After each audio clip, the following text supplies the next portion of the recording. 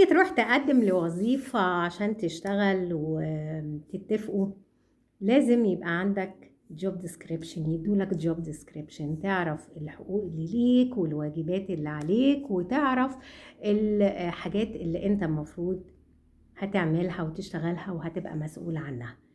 غير كده الدنيا هتبقى مبهمة ومش واضحة، وهيتفقوا معاك وممكن يعملوا لك البحر طحينة ويقولوا لك انت التايتل بتاعك كذا وهتاخد كذا وهتعمل كذا، تيجي وقت الجد تلاقيك بتشتغل حاجات تانية مش بتاعتك وما بتتحسبش عليها، او ممكن تشتغل بنفس الحاجات اللي قالوا لك عليها ويقللوا لك مثلا في السالري شوية، يقولوا لك فترة تدريب مع انك انت ما كنتش متفق على فترة تدريب ولا حاجة، يقولوا لك لا اصل انت لازم تحقق تارجت معين او بونس معين، وهم ما كانوش قايلين لك الكلام ده. فلازم الدنيا تبقى واضحة ومكتوبة، لان اي حاجة بيبقى ليها اساس بتكمل صح، واي حاجة من غير اساس وبيزكس واضحة بتقع وبتفشل.